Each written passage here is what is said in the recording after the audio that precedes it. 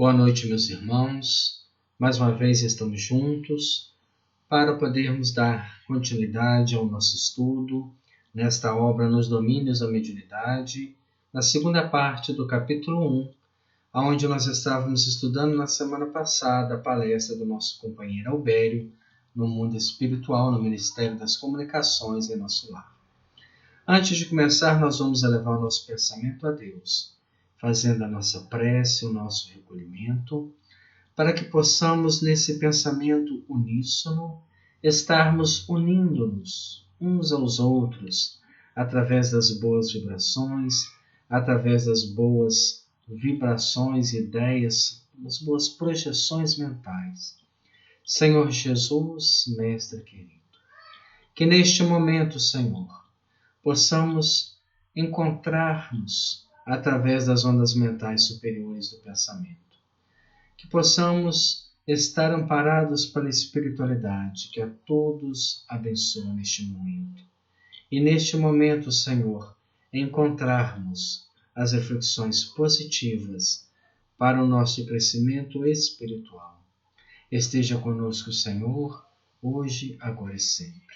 Que assim seja, graças a Deus. Fazendo então uma recapitulação rápida, nós estamos no capítulo 1 da obra Nos Domínios da Mediunidade, e esse capítulo 1 tem como título Estudando a Mediunidade. Nós vimos que o ministro Clarencio de nosso lar buscou em Aulos, uma pessoa da sua confiança, que pudesse fazer, junto com André Luiz e Hilário, uma excursão dentro do campo da mediunidade. Eles iriam visitar algumas casas espíritas na Terra, numa tentativa de buscar novos conceitos, novas ideias dentro daquilo que havia de melhor a ser analisado no campo da mediunidade. Nós vimos as características morais de Aulos, por ser um espírito já vivenciado, superior, que tinha dois propósitos que André Luiz chegou a selecionar: o propósito de ajudar e salvar.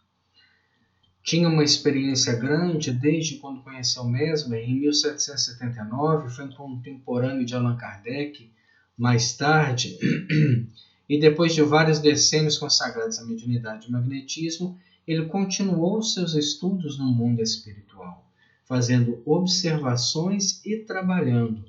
Então era alguém que estava completamente pronto para aquela atividade. E ele convida André Luiz e Hilário a assistir a palestra de um companheiro chamado Albério, que seria no Ministério das Comunicações. Albério começa essa palestra elucidando que a mente permanece na base de todos os fenômenos mediúnicos. Cita que nós fazemos parte do pensamento divino. Se o universo é a exteriorização, nós somos os raios conscientes dessa essência. Que tudo, absolutamente tudo no universo está mergulhado no oceano da mente de Deus. Ele ainda coloca, tudo está mergulhado na substância viva da mente de Deus. E nós herdamos do Criador a faculdade de criar através do nosso pensamento. E o pensamento cria, desenvolve, nutre e transforma. Com isso, nós geramos um ambiente psíquico, que é a equação das nossas ideias contínuas, das nossas escolhas, de tudo aquilo que a gente vem vivenciando, das nossas reflexões, gera em torno de nós uma projeção do nosso mundo íntimo.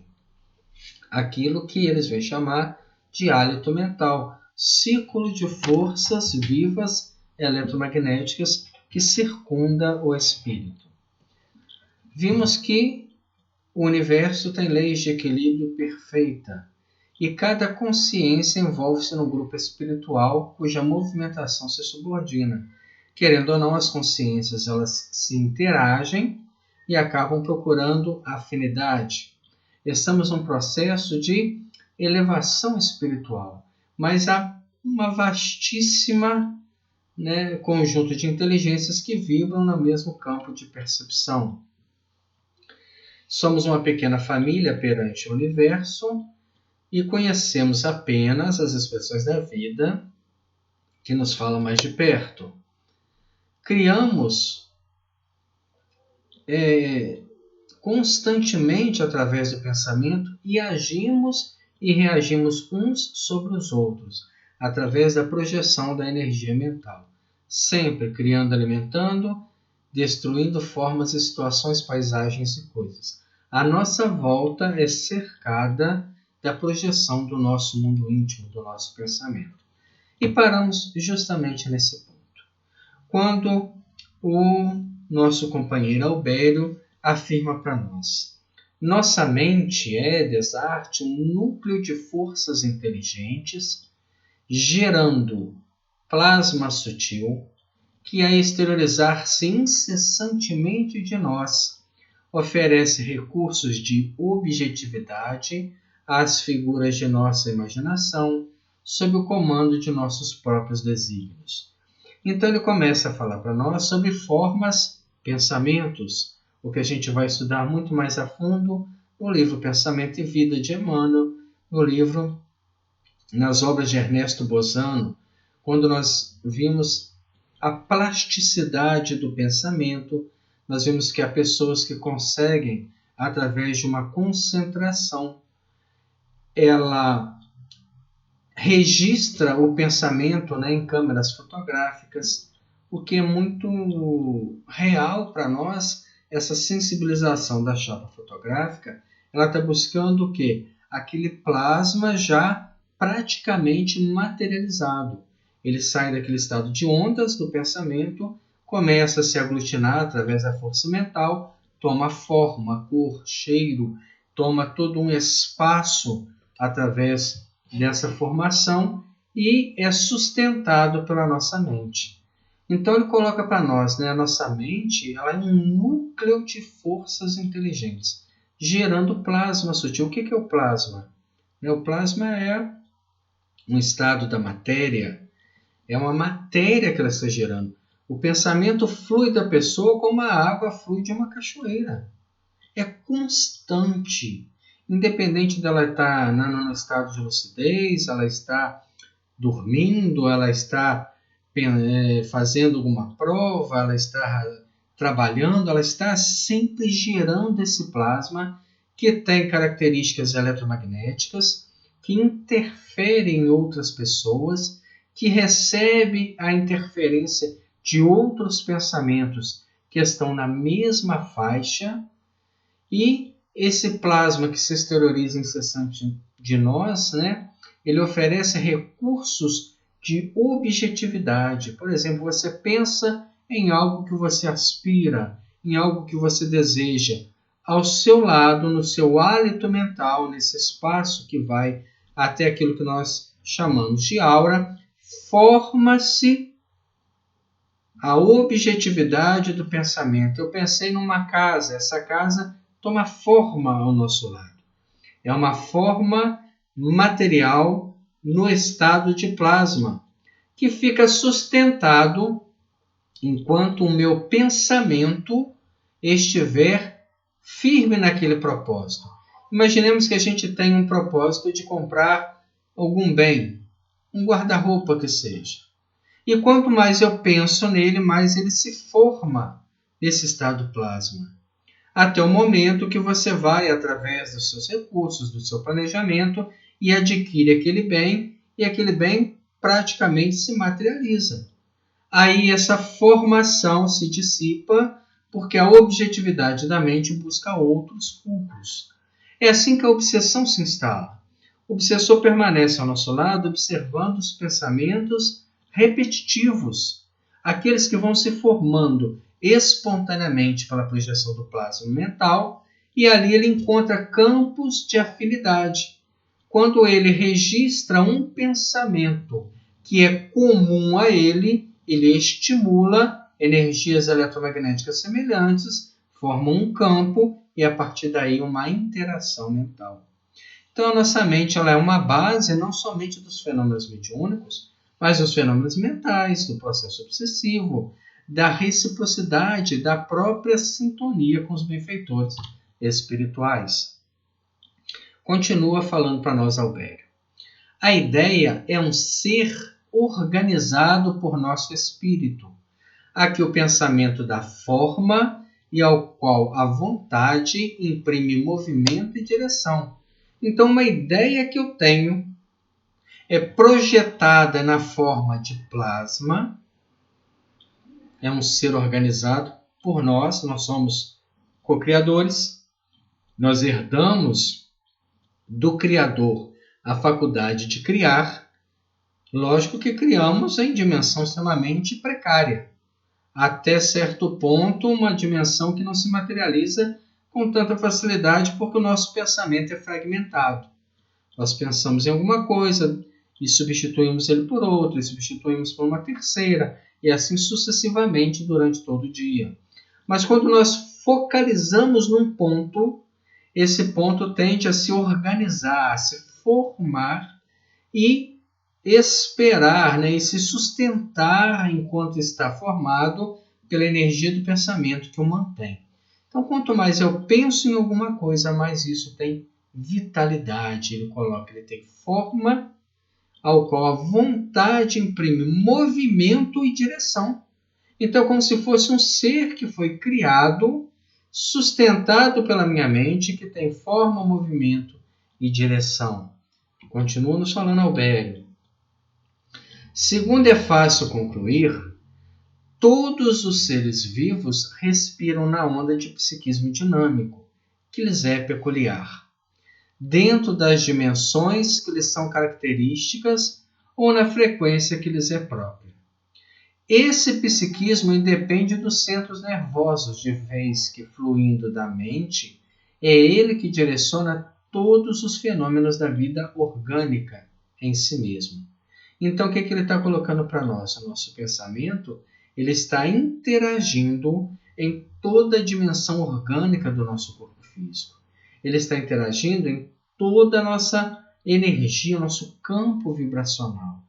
Esse pensamento, ele faz com que o nosso próprio organismo gere recursos, crie novas oportunidades. Nós vemos, por exemplo, uma sensação de medo, ou de incerteza, ou de insegurança, cria em nós estados de ansiedade, de taquicardia, de sudorese. É o que? Uma sensação que é um pensamento estimulado pela energia que se dá, que se põe pelo próprio sentimento, fazendo com que o organismo físico sofra toda uma alteração e projete essa alteração, somatize essa alteração. Quando pensamos em doença, por exemplo, estamos criando ela no campo vibracional a somatizar-se com o tempo na nossa própria existência. Examinando, pois, os valores anímicos como faculdade de comunicação entre os espíritos, qualquer que seja o plano em que se encontre, não podemos perder de vista o mundo mental do agente e do recipiente. Então, se o pensamento ele gera todos esses recursos, todas essas energias, ele é a porta que se abre para uma comunicação mental. Se a comunicação com os espíritos é uma comunicação mental, se a mente, como diz Albério, está na base do fenômeno mediúnico, eu só posso trabalhar mediunicamente com alguém que seja compatível com o meu estado mental. Então não adianta a gente fazer força para concentrar, para meditar, numa tentativa de evocar espíritos superiores, se a nossa mente não reflete o pensamento desses espíritos. Porquanto, continua Albério dizendo para nós, em qualquer posição mediúnica, a inteligência receptiva está sujeita à possibilidade de coloração dos pensamentos em que vive. Então, por mais que a mensagem venha pura, o nosso pensamento pode macular, pode colocar características nossas, pode colocar sensações nossas, interpretações pessoais, e isso vai desvirtuando a ideia inicial dos pensamentos que é capaz de produzir. Então, nós temos que saber nos anular nesse processo. Nós temos que dar à inteligência que está do lado de fora, que é a inteligência comunicante, o mínimo de interferência possível. E isso é difícil, principalmente no começo. Principalmente quando o médium está iniciando o seu trabalho mediúnico. Nesse momento, ele é extremamente anímico, ele sente uma sensação e cobre essa sensação com os pensamentos que lhe são pessoais. Então, se tem uma sensação de dor, ele transfere talvez para uma dor que está acostumado a sentir, e ali ele vai alimentando a sua própria dor, recebendo o influxo da mente doente. Claro que, aos poucos, esses espíritos vão encontrando um amparo espiritual, seja no choque anímico, na comunicação, na proposta que o doutrinador leva. Mas quanto mais a gente consegue anular a nossa participação, melhor instrumento nós seremos. Imaginemos um médium psicógrafo que faça a coloração das ideias, como diz Albério, com as suas próprias interpretações, os seus próprios pensamentos. Toda aquela obra que foi psicografada vai ter uma parte muito grande do seu pensamento. E talvez não venha refletir o pensamento dos irmãos espirituais. Então é muito sério o nosso trabalho como médium. Nós vamos para uma reunião mediúnica para nos anular, para que os espíritos possam utilizar de nós os recursos. Nós precisamos buscar, seja na instrumentação eletrônica, nas obras que nós temos nas bibliotecas, todo o conteúdo de conhecimento, através de cursos, simpósios, palestras, para que a gente venha a nos autoconhecer, saber o que somos, o que estamos projetando e daí entender qual é o nosso papel dentro da sala mediúnica. Médium que não sabe de tudo que ele pode fazer e de tudo que ele interfere no trabalho, ele é um fator que acaba prejudicando o trabalho mediúnico. Muito antes de colaborar, não existe lugar para boa vontade apenas. É uma boa vontade bem direcionada. É uma boa vontade que já passou por todo um processo de educação mental para a mediunidade. Muitos podem criticar dizendo, mas antigamente não tinha nada disso. Os médiuns se reuniam e o trabalho fluía. Nós podemos tirar duas conclusões disso. Primeiro, que nós não temos como ajuizar a questão moral. Provavelmente eram médiuns muito mais moralizados. E a projeção moral faculta o trabalho dos espíritos superiores. Como nós temos, por exemplo, o trabalho citado na Fazenda Sacramento, quando Eurípides Barçanufo assistiu pela primeira vez os trabalhos da mediunidade. E ele falou, olha, eu só me convenço que isso é verdade se o espírito de João Evangelista vier e me explicar as bem-aventuranças. Ele pensou, ele emitiu essa onda de pensamento. E passado alguns instantes, um camponês que estava sentado, uma pessoa analfabeta, extremamente simples, mas de uma pureza de sentimento, levanta-se, totalmente mediunizado, e diz, eu sou João Evangelista, e explica para ele as bem-aventuranças. Então, isso são exceções. Esses são exceções. Os outros que funcionavam, independente de qualquer tipo de instrução, são as reuniões que acabaram, que se perderam, que não produziram, que ficaram naquele primeiro passo das comunicações, os desenvolvimentos de fenômenos até mentais, mas que não tiveram uma convivência saudável com a espiritualidade. Quando nós estudamos uma obra como essa, nós estamos aprofundando o nosso papel para que, ao chegarmos diante da oportunidade do trabalho, nós estejamos como aquele profissional que vai para o campo de trabalho sabendo o que tem que fazer. Ele não é pego de surpresa, ele não tem dificuldades. Ele tem posturas.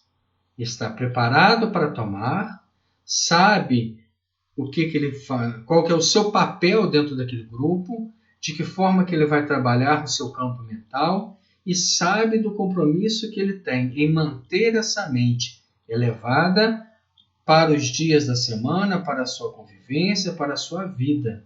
Porque mediunidade não é apenas 1 hora por semana, uma vez por semana.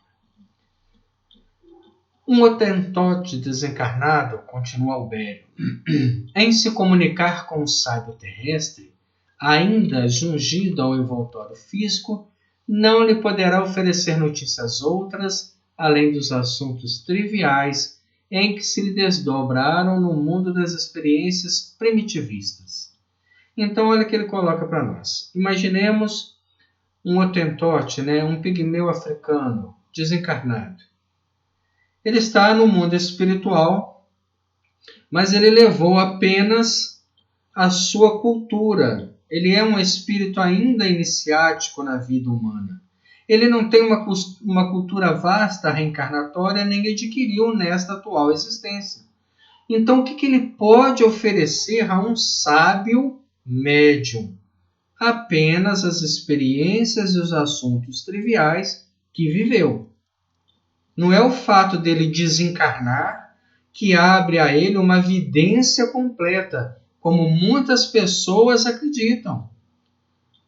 Trazem para si, para a sua vida, orientações de espíritos que falam, mas o guia orientou isso, mas são guias que precisam de guias. Porque o espírito que orienta uma pessoa tem que ter conhecimento muito profundo sobre aquilo que ele está falando. Fora isso, é a palavra de um homem desencarnado, que às vezes não tem conhecimento nenhum. Então nós precisamos ter o quê? Cautela. Nós estivemos na reunião mediúnica e o espírito fulano de tal orientou que nós vamos ter uma reviravolta. Igual a gente vê agora na internet, espíritos, trabalhos espirituais falando cura disso, cura daquilo. Pelo amor de Deus, tenhamos bom senso. Allan Kardec nos ensinou a ter bom senso, a não admitir essas precipitações como verdades. Uma comunicação, para ser dada como verdadeira, ela tem que passar pelo crivo de diversas outras que não tiveram contato, confirmarem a proposta daquela ideia. Fora isso, ela fica em stand-by, ela fica fora totalmente da questão de ser dada como verdadeira, até que outras venham e confirmem aquela ideia. Talvez a gente tenha ali um grupo mediúnico e os espíritos que estão assessorando aquele médium ou aquele grupo são espíritos que estão no mesmo nível daquele grupo. Então não tem como nós termos nenhuma credibilidade apenas porque veio do mundo espiritual. Aí ele ainda coloca para nós, E um sábio, sem um indumento carnal, um sábio desencarnado, entrando em relação com o hotentote, ainda no seu habitat africano. Agora ele inverte. O médium é o hotentote, é o pigmeu africano, e o mentor espiritual é um sábio. Não conseguirá facultar-lhe cooperação imediata. Ele não pode chegar através dele e falar de coisas que estão fora da realidade que ele vive. Ele só pode trabalhar senão no trabalho embrionário, em que lhe encravam os interesses mentais, como sejam o auxílio ao rebanho bovino, a cura dos males do corpo denso. Por isso, o homem que não se sentiria feliz na companhia do sábio, e o sábio ao seu turno, não demoraria com o hotentote, por falta desse alimento quase imponderável que podemos chamar vibrações compensadas. Chama-nos a atenção nesse parágrafo, é um parágrafo até grande, e profundo, que ele coloca o trabalho embrionário em que lhe encrava os interesses mentais, como sejam o auxílio a um rebanho bovino, ou a cura de males do corpo denso. Lembra-nos do estudo do livro dos médiuns, quando um homem escreveu a Allan Kardec, que o seu rebanho estava morrendo e ele já havia tomado uma série de cuidados e não achava o recurso. Ele achava que era um problema espiritual, alguém que estava no mesmo nível aí do Hottentot. E naquela época a espiritualidade responde que era uma questão higiênica dos currais que ele tinha. Mas ele, além disso, vai além, coloca cura dos males do corpo denso, interesses pessoais. Quantas vezes nós estamos buscando cura para o corpo denso? A espiritualidade tem muito mais para oferecer. Muito mais. E a gente está preso nos interesses pessoais, na fenomenologia, nos barulhos, nos raps, em toda uma questão que é importante, mas não é o fundamental. Continua nos dizendo Albério: é da lei que as nossas maiores alegrias sejam recolhidas ao contato daqueles que, nos compreendendo, permutam conosco valores mentais de qualidades idênticas aos nossos. Assim como as árvores oferecem maior coeficiente de produção, se colocadas entre companheiras da mesma espécie com as quais trocam seus princípios germinativos. É da lei que as nossas maiores alegrias sejam recolhidas ao contato daqueles que, em nos compreendendo, trocam conosco valores mentais. Então, qual que é a lei que rege os trabalhos mediúnicos? É a lei da reciprocidade magnética. É a lei aonde nós vamos receber de acordo com aquilo que nós podemos oferecer. Se temos um grupo que não tem afinidade com o estudo, com um trabalho renovador, com a renovação de ideias, com a proposta de ações sociais, que tenha comprometimento com os trabalhos da casa, nós não vamos receber algo diferente disso. Espíritos totalmente indiferentes, comunicações que não se completam. É como se a espiritualidade estivesse fazendo pequenas experiências, mas não investe nesse grupo. Não há ali uma sequência, uma comunicação que venha orientar os trabalhos da casa, os trabalhadores, que venham trazer notícias importantes do mundo espiritual, daqueles que já antecederam a passagem, e espontaneamente. Isso faz parte do trabalho mediúnico. Sério. E às vezes não acontece no nosso porque não é sério. Não há dois pesos e duas medidas. Aí nós temos Chico Xavier e Emmanuel numa reciprocidade de ideias tão grande que Chico chegou a falar certa vez: eu já não sei mais se sou eu que falo o que Emmanuel pensa ou se eu falo o que eu mesmo penso, porque as nossas ideias estão tão alinhadas dentro do mesmo nível de trabalho evolutivo que elas se completam. Elas estão naquele mesmo, como Jesus diz, eu e o Pai somos um.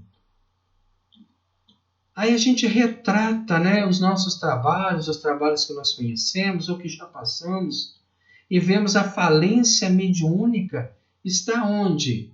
Nessa busca de elevação mental. Médiuns descompromissados, desinteressados, que vão no trabalho por compromisso e não por amor, e não por sacerdócio, que reclamam de toda a disciplina de horário, acham que poderiam chegar da forma que é. Mas o que tem? Atrasou 2 minutos, é o trânsito, é isso e aquilo. Não se preparam para o trabalho mediúnico, não se preparam fisicamente, comem mais do que o excesso que o corpo suporta, não se preparam mentalmente, ficam se contaminando com questões de redes sociais, de política, de corrupção e trazem isso tudo ventilando no pensamento, não se preparam através de uma meditação. E o que vai esperar de um médium desse? ele apenas vai projetar o seu mundo íntimo desequilibrado. Albério continua nos dizendo: em mediunidade, portanto, não podemos olvidar o problema da sintonia. Mediunidade é sintonia. Nós, independente de estarmos dentro do trabalho mediúnico, somos sempre médiuns dos pensamentos que temos, das conexões que fazemos, das reflexões que surgem das nossas escolhas, dos nossos padrões mentais, dos programas que assistimos. Atraímos os espíritos que se afinam conosco, tanto quanto somos por eles atraídos. E se é verdade que cada um de nós somente pode dar conforme o que tem, é indiscutível que cada um receba de acordo com aquilo que dá. Então nós atraímos e somos atraídos. Pensamos, atraímos uma multidão de pensamentos. Quando alguém pensa na mesma faixa que eu penso, o meu pensamento também é atraído. Fora do corpo físico, então, isso se dá a nível de presença. Nós desencarnamos, somos atraídos para aquele grupo de espíritos que pensam da mesma forma. Assim se dá, por exemplo, o Vale dos Suicidas.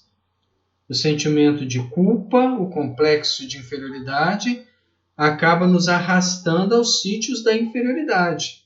Assim se dá no umbral, onde ficam espíritos levianos, onde ficam espíritos orgulhosos, vaidosos. Eles vão fazendo rebanhos, porque aquele grupo que pensa naquela mesma faixa emite uma onda vibratória que procura reciprocidade, que procura sintonia. Então, quando eu desencarno, para onde eu vou? Para onde eu vivo mentalmente. Se eu já vivo mentalmente nos continentes da discórdia, da desunião, é para lá que eu vou viver. Ah, não, eu quero ir direto para nosso lar. Tá? Mentalmente, emocionalmente, eu já vivo como estamos moradores de nosso lar. Se eu já estou naquele nível, ótimo. Eu não tenho que preocupar com as regiões umbralinas, porque a lei é de sintonia.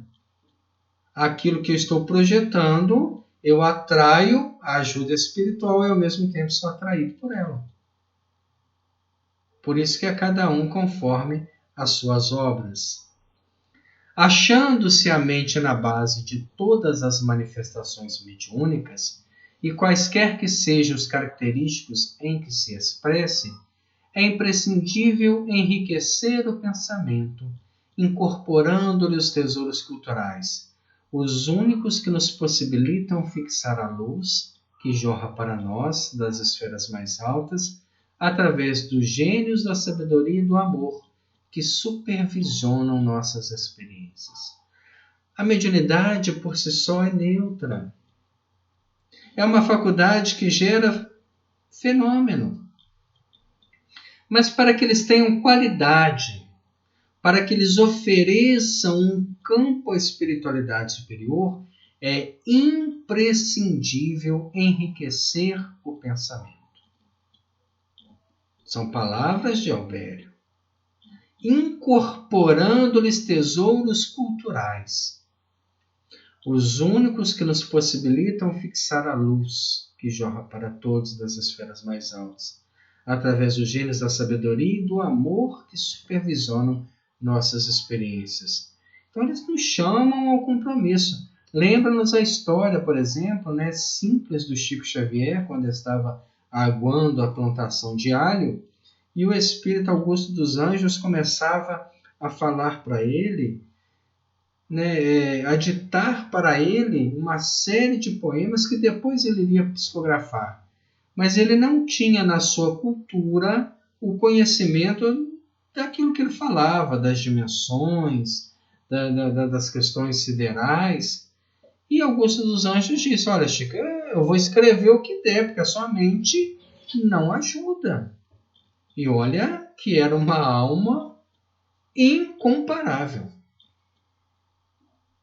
Imaginemos nós com a nossa cultura medíocre. Dificilmente seríamos portadores de algo superior. Para isso, é necessário enriquecer o pensamento. Não é só enriquecer a mente.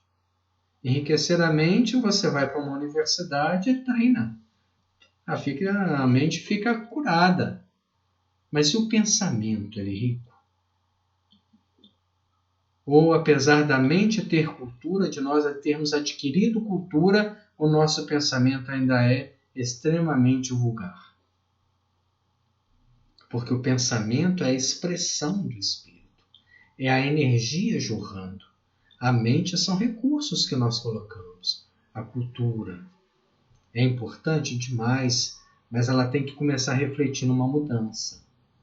Para que a gente possa realmente nos habilitar a fixar a luz que jorra. Senão, meus irmãos, estaremos apenas dando o primeiro passo num campo de trabalho muito grande. Procederam acertadamente aqueles que compararam o nosso mundo mental a um espelho. Refletimos as imagens que nos cercam e arremessamos na direção dos outros as imagens que criamos. Então, nossa mente ela é um espelho. Nós refletimos a imagem que nos cerca e arremessamos na direção dos outros as imagens que criamos. Quando eu penso, projeto essas imagens e recebo as imagens daqueles que pensam como eu próprio. E como não podemos fugir ao imperativo da atração, somente retrataremos a claridade e a beleza se instalarmos a beleza e a claridade no espelho de nossas vidas. Então não adianta nós querermos enganar o mundo espiritual. A gente só engana as pessoas que, de certa forma, gostam de ser enganadas. Porque uma reunião séria de trabalhadores sérios, nós não corremos esse risco. Mas, quando nós temos ainda pessoas que não estão habilitadas para o trabalho mediúnico e são incorporadas a esses trabalhos, nós passamos por problemas dessa natureza. De pessoas que estarem com um problema pessoal, um problema emocional, um problema de comportamento, frequentando trabalhos dentro da nossa casa. Essas pessoas não podem retratar naquele momento, onde estão totalmente desequilibradas, um trabalho equilibrado. O máximo que elas vão retratar são todas as dificuldades íntimas por as quais elas estão passando. E nós, em contrapartida, também não vamos retratar nada superior se não somos superiores. O trabalho mediúnico é um reflexo da nossa própria individualidade e assim aumenta cada vez mais a nossa responsabilidade. Os reflexos mentais, segundo a sua natureza, favorecem-nos a estagnação ou impulsionam a jornada para a frente, porque cada criatura humana vive no céu ou no inferno que edificou para si mesma, nas reentrâncias do coração e na consciência independente do corpo físico, porque observando a vida em sua essência de eternidade gloriosa, a morte vale apenas como transição entre dois tipos da mesma experiência no hoje imperecível. Então ele está falando para nós algo muito profundo, chega a ser até filosófico, né? Os reflexos mentais, segundo a natureza, eles nos impulsionam ou para o céu ou para o inferno. Se o nosso mundo íntimo é um céu pacificado, seremos médiuns pacificadores. Independente de fenômeno. É aquela pessoa que chega aonde está o doente e consegue acalmá-lo. Que chega diante de uma discussão e consegue apaziguar. Ela projeta essa sensação de paz. Ao mesmo tempo, aquele ser que já é agitado por natureza, aonde ele chega, ele transtorna o ambiente. Já é uma retratação daquilo que ele vive. Assim é com o ignorante, assim é com o orgulhoso, assim é com as pessoas difíceis de lidar. Aonde elas chegam, elas acabam influenciando a convivência das pessoas e trazem consigo uma carga mental de todos os pensamentos que sintonizam com ela. Então, aonde nós estamos indo, estamos projetando o nosso íntimo, refletindo e, ao mesmo tempo, trazendo, intermediando, através de nós, uma carga imensa de pensamentos. Aí a gente pergunta, né? Nós vivemos no céu ou no inferno? O meu mundo íntimo, não é um mundo social, que esse pode ser socialmente polido, né? Aquele verniz do comportamento social, perfeito aos olhos das pessoas, mas o meu mundo íntimo é um mundo de luta? Ou é um mundo onde a paz começa a encontrar lugar? Onde as ânsias das conquistas já não falam mais alto que o próprio pensamento de progresso espiritual, de aceitação, de trabalho, de tentar florir aonde está, de tentar melhorar as condições à nossa volta. Porque aí há uma grande diferença. Quando nós fazemos essa autoanálise e nos autoconhecemos profundamente, estamos abrindo um campo mediúnico muito bom. Porque aí nós vamos interpretar o pensamento dos espíritos com clareza. Quando esse pensamento ele é diverso da minha parte íntima, daquilo que eu sou lá no meu interior, eu sei que é uma influenciação. Que naquele momento eu estou captando uma onda mental. E essa onda mental pode ser refletida através de mim, num processo mediúnico de comunicação. No meu dia a dia, quando nós estamos num ambiente de trabalho e surge uma discussão e você traz o inferno à tona daquilo que você vive intimamente, naquele momento você é o médium da discórdia. E espíritos oportunistas aproveitam a invigilância para, através de você, filtrar os pensamentos nefastos. Por isso, o codificador nos elucidou. Todos somos médiuns. Todos interpretamos correntes mentais. Todos doamos de nós a nossa projeção e, ao mesmo tempo, captamos ondas mentais que passam por nós. É um misto anímico mediúnico que precisa se depurar para um trabalho de ordem superior. Vemos a mediunidade em todos os tempos, em todos os lugares da massa humana. Missões santificantes e guerras destruidoras. Tarefas nobres e obsessões pérfidas guardam origem nos reflexos da mente individual ou coletiva, combinados com forças sublimadas ou degradantes dos pensamentos que nutrem. Saibamos assim cultivar a educação, aprimorando-nos cada dia. O conhecimento da mediunidade, ele abre mais uma porta à responsabilidade dos nossos pensamentos, porque ele nos mostra o quanto somos responsáveis pelas nossas obras. Um livro psicografado é a materialização de um pensamento. Uma frase que um orador fala na tribuna é a materialização de um pensamento. Uma atitude de guerra é a materialização de uma ideia de milhares de pensamentos. Um trabalho de paz, de descoberta, de cura é a manifestação de diversos pensamentos. Então ele coloca para nós que tanto as missões santificantes como as guerras destruidoras partem do reflexo da mente. O ser humano é o mesmo. Ele pode tanto refletir condições de assumir uma missão santificante, como gerar uma guerra destruidora. E nessas guerras ele expressa obsessões.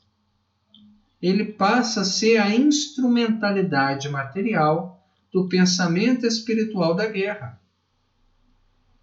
Ao passo que aquele que realmente se dedica à missão santificante, ele é a instrumentação material da pacificação espiritual, como foi Jesus, como foi Gandhi, como foi Buda, como foi Zoroastro, uma série de espíritos que eram aqui na Terra emissários na sublimação do pensamento humano.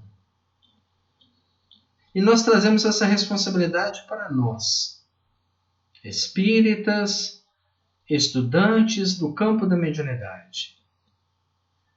O que estamos sendo? Médiuns de que nesse momento? Da paz ou da guerra?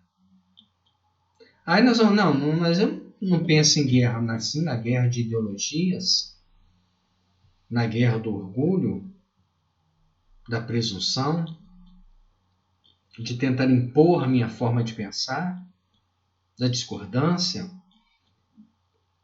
Ou eu sou o médium do pensamento pacificador, de tentar enxergar o bem em tudo. Porque aquilo que eu estou sendo retrata o campo mediúnico que eu estou abrindo no pensamento. E se estivesse dentro de um grupo mediúnico, médium de que eu estaria sendo? Médiuns somos todos nós, continua Albério, nas linhas de atividade que situamos. A força psíquica nesse ou naquele teor de expressão é peculiar a todos os seres, mas não existe aperfeiçoamento mediúnico sem o acrisolamento da individualidade. Nós não vamos trabalhar mediunicamente sem purificar a individualidade. É contraproducente intensificar a movimentação da energia sem disciplinar o impulso. É perigoso possuir sem saber usar. Olha como é que é profundo esse ensinamento, quase encerrando já a sua palestra. Todos somos médiuns. Indiscutível. É uma faculdade inerente a toda a humanidade. Mas a força psíquica nesse ou naquele teor de expressão, no teor superior ou no teor inferior, é peculiar a todos os seres, porque cada um pensa num grau diferente. Quando pensamos no bem, somos médiuns do bem. Quando pensamos no mal, que é a ausência do bem, nas suas diversas apresentações, desde a indiferença às atitudes nefastas, somos médiuns do mal. Não existe aperfeiçoamento mediúnico. Ninguém vai se depurar e se tornar um instrumento sem purificar a sua individualidade. Sem alterar valores, sem alterar questões pessoais, sem se tornar uma pessoa melhor. Porque a mediunidade ela é uma ferramenta para que nós possamos nos instruir. Imaginemos a parábola dos talentos do Evangelho, quando termina nos dizendo que muito será cobrado a quem muito foi dado. E pessoas que frequentam trabalhos mediúnicos há décadas, assistindo uma série de comunicações de irmãos nossos que nos antecederam a passagem pela morte e estão em sofrimento, porque eram maledicentes, eram pessoas que viveram uma vida comum, mas que não tiveram preocupações com o seu progresso espiritual, eram pessoas que tinham certos valores que nós também temos. Ela está me mostrando para onde eu estou indo, mas eu não aprendo. Então o que eu estou fazendo ali?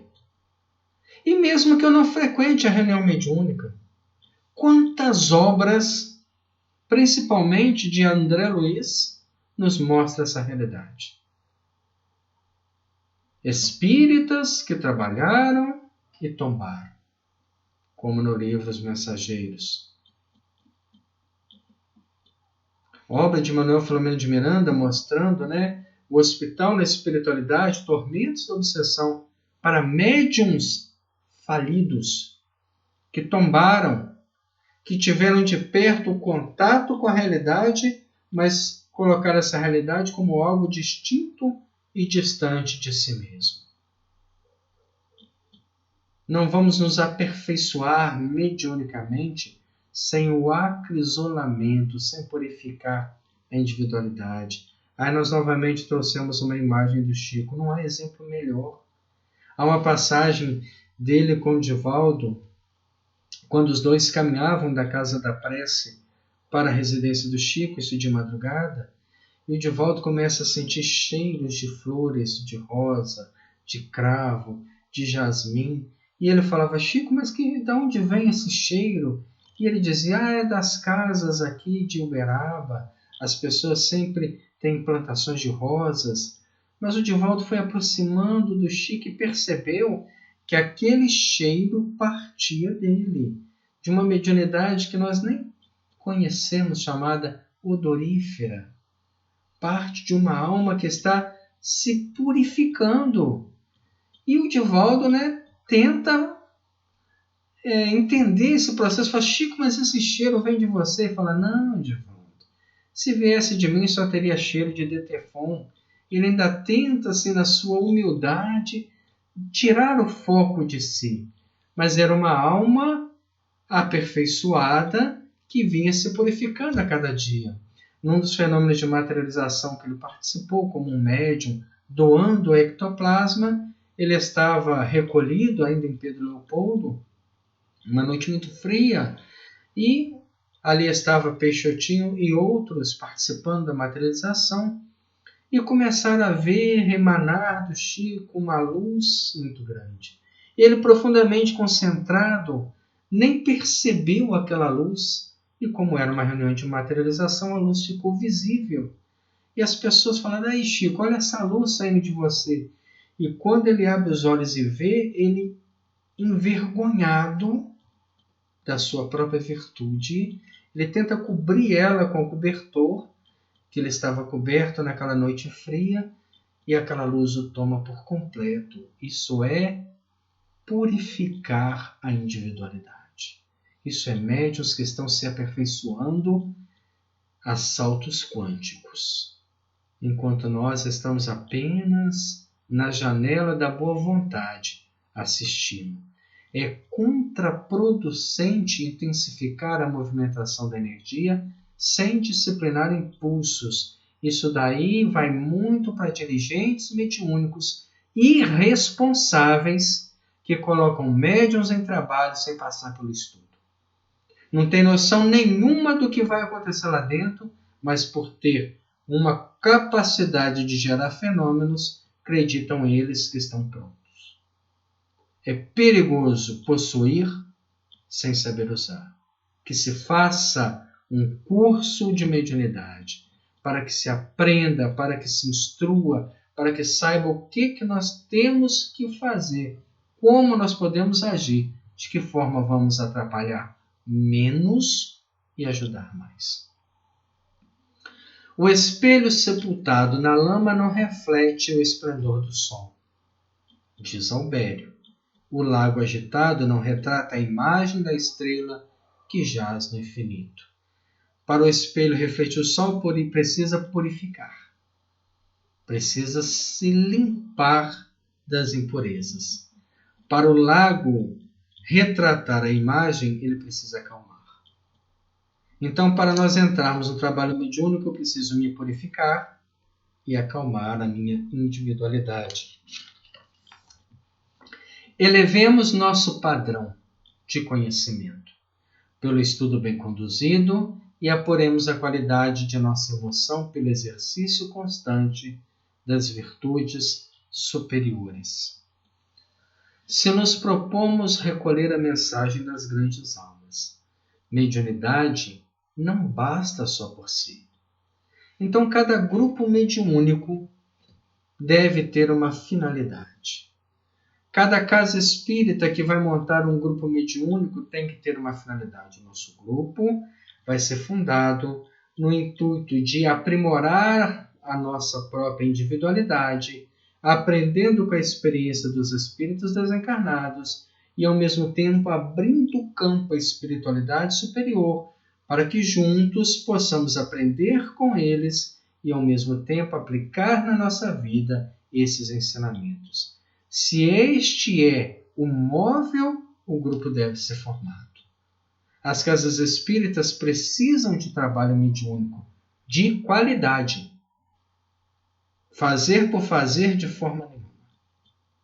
Nós precisamos de trabalho que estimule a purificação da individualidade e nos amplie os recursos culturais, curso para os médiuns, estudos, simpósios, para que a gente possa aos poucos amadurecer, tirar dúvida, comunicar com os outros grupos, aprender experiências novas. O próprio Allan Kardec não deixou de fundar no seu grupo mediúnico, na Sociedade Parisense de Estudos Espíritas, que tinha um propósito superior, que era um propósito de evocações, de trazer as almas e aprender com elas, desde os suicidas aos criminosos arrependidos, a espíritos bem-aventurados, a espíritos que estavam encarnados em outros planetas.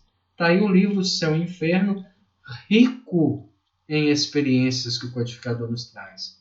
E o nosso trabalho está lá naquela cooperativa mediúnica de um socorrer um, que socorre o outro, que socorre o filho, que socorre a sogra, o cunhado, e ninguém progride, porque está focado no interesse pessoal. É isso que o Albério está colocando para nós. Elevemos nosso padrão de conhecimento pelo estudo bem conduzido e apuremos qualidade da nossa emoção pelo exercício constante das virtudes superiores.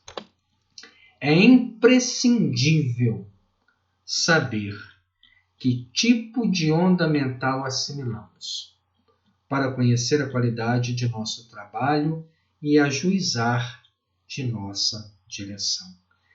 É imprescindível me autoconhecer, saber qual é o meu padrão de pensamento, que tipo de pensamentos eu mantenho, que tipo de valores eu tenho para a vida, para saber intermediário de quem eu estou sendo e para onde meu trabalho vai levar. Assim, diz André Luiz, Albério prosseguiu ainda em seus valiosos comentários e mais tarde passou a responder complicadas perguntas que lhe eram desfechadas por diversos aprendizes. Por minha vez, conhecera largo material de meditação, e em razão disso, em companhia de Hilário, despedi-me dos instrutores com alguns monossílabos de agradecimento, ouvindo de Aulus a promessa de reencontro para o dia seguinte. Aí nós terminamos o primeiro capítulo. Esta palestra que Albério faz no mundo espiritual não é uma raridade. Esses cursos são contínuos, como falamos na semana passada. Muitos encarnados são chamados a participar, mas acabam não indo porque mentalmente estão desvinculados da proposta dos trabalhadores espirituais. Aprimoremos nosso pensamento, aprimoremos nossos sentimentos e estaremos sempre prontos e aptos a intermediar os emissários espirituais que aguardam por cada um de nós. Semana que vem, nós daremos início ao capítulo 2, intitulado Psicoscópio. Nós vamos fazer como nesse primeiro capítulo, nós vamos dividir o capítulo ao meio e vamos estudar ele em 2 semanas, porque é um capítulo extenso, profundo, que merece também grandes reflexões para que possamos aprender o máximo possível dessa obra nos domínios da mediunidade. Vamos agradecer a Deus por estes momentos, por esses instantes que passamos juntos mentalmente, sabendo agora mais do que nunca que quando estamos todos focados num único ponto, estamos unidos pela lei de sintonia, trocando energias mentais, interferindo uns nas vidas dos outros de forma singular, positivamente, segundo o nosso foco, ou negativamente, segundo as nossas intenções. Que o nosso Pai Celestial, nesse instante, possa nos abençoar. Nós te pedimos, Senhor, que cada ensinamento que recebemos neste capítulo não fique perdido nas nossas reflexões. Que possamos assimilar, Senhor, numa tentativa de enriquecer-nos a nível de cultura. Mas, acima de tudo, nós te pedimos, Senhor, que possamos vencer as nossas maiores dificuldades, que são aquelas que existem dentro de nós. que possamos meditar profundamente sobre a palestra deste companheiro espiritual chamado Albério, que traz para nós verdades absolutas sobre o nosso pensamento, sobre a capacidade de criar, de interferir na criação, de alimentar, de formar, de atrair. Quem sabe, Senhor, amadurecidos por toda esta reflexão, possamos nos assenhorar melhor das nossas próprias ações mentais e buscar desvencilhar das amarras materiais que tanto nos têm prendido a esse chão tão pesado que o nosso plano ainda nos permite. Abençoe-nos, Senhor, aos nossos companheiros amigos, a todos que passam dificuldades, a todos aqueles que estão partindo para o plano maior, aos que estão ficando ainda doentes, nós te pedimos que a sua paz, que o seu amor alcance a todos. Muito obrigado, Senhor. Continue conosco hoje, agora e sempre. Muito obrigado a todos pela companhia, pelo carinho. Que Deus possa nos abençoar hoje e sempre. Até a próxima semana.